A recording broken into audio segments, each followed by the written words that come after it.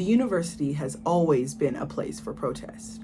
In the 1630s, during the British colonization of Northern America, British colonists established the first universities in what would be the United States. Students of the time were expected to be white, aristocratic men who studied religion, philosophy, and law. The professors were also aristocratic, well-off white men with long histories of speaking in front of crowds and hosting seminars in the community. They were also tasked with teaching a rigorous liberal arts education with subjects like classical languages, Aristotle teachings, ethics, metaphysics, and science. It was common for students and professors to come from similar backgrounds. However, they often differed on behavioral and academic expectations. Records show decades full of rebellion from students all the way back in 1776 to 1820, 1930 to 1975, and even newer protests post-1990. These protests were held about a wide selection of topics, including but not limited to tuition rates, deaths on campus, gender, as well as racial integration. For centuries, students' rebellion against the university shaped the expectations, needs, and courses of higher education for generations. Student voice is integral to imagining a future for American university students.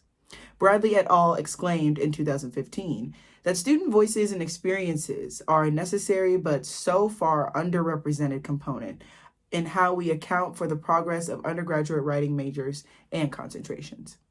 Pedagogues are talking about students, but only in isolated ways. For centuries, students across the world are bringing their own priorities to the forefront and refusing to wait for their administrators in order to incite change. Nothing exacerbated the need for revolution within the education system like the forest fire that was schooling folks throughout the COVID-19 pandemic. With pass-fail mandates, remote learning, standardized tests, student activists, and employees unionizing, we could see huge changes in the university pedagogy field sooner than anyone could have hoped for. One form of protest came actually in the form of a lawsuit. Most recently, students at Point Park University in Pittsburgh, Pennsylvania, successfully sued their school. According to the Trib Live, 4 undergraduate students at Point Park University are suing the school, claiming that they are entitled to refunds for a subpar education in the spring when classes moved from in-person instruction to remote learning because of the COVID-19 pandemic. It continues.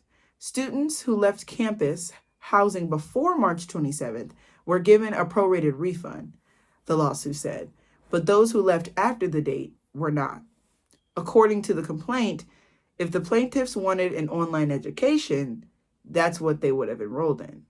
Full-time tuition at Point Park in the spring costs $15,590 per semester for the School of Arts and Sciences, Business, Communication, and Education, and $19,870 for the Conservatory of Performing Arts. In addition to tuition, students also paid $895 in fees. For in-person learning, most undergraduate classes cost $878 per credit. Online classes, the lawsuit said, cost $480 per credit. They would go on to win their suit. Historical international student protests like the 1901 Reznia school strike in Poland, 1962 Rangoon University protests in Myanmar, and 1976 Soweto youth uprising in South Africa and others show that disagreements between students and their university have resulted in massacres pretty much every century. No need to fear, there are examples of student-centered learning spaces. Don't worry. Teaching Must Be Our Demonstration, Candace Epps Robertson talks about the Prince Edward County Free School Association, which acted as a site from 1963 to 1964, where teachers were provided pedagogical resources to provide Black and white students from 6 to 23 years old with literacy instruction and inextricably tied to preparation for becoming active citizens. These students were taught in direct demonstrations against white supremacy. Students were hailed as intellectuals who deserved access to democracy, and the curriculum notes detail how to respect students, creating spaces meant for them, center curriculum around their lives, and asked instructors to talk more with students and vice versa. It was refreshing to read about a Black woman curricularist in the 60s creating schools out of the necessity for and with Black children, and curriculum notes has been added to my own personal collection. The second thing is the specificity of an anti-racist teaching experience in the real world where teaching activism is inevitable. Students should be treated as citizens because they are. They are intellectuals, colleagues, experts. Without respecting and listening to students, often more instances of distrust can happen. We need more efficient ways of communicating and collaborating with ideas in our teaching communities. One method is by listening to student activists. Why? Campus-based activism from the earliest historical accounts has reflected grievances based in the political dynamics of a nation. Activism has been a significant tactic for reform of the American higher education system since colonial times. Students advocated for religious freedom on campus, ousted presidents, and boycotted British goods. Significantly, white students have always engaged in racial violence against students of color, specifically Black students. From abolitionists being targeted for anti-slavery sentiments during the antebellum period, to cross burnings during the civil rights era, to the Not Again SU movements of today with dorm defacing and cyber attacks of the modern collegiate era. Activism has always been there.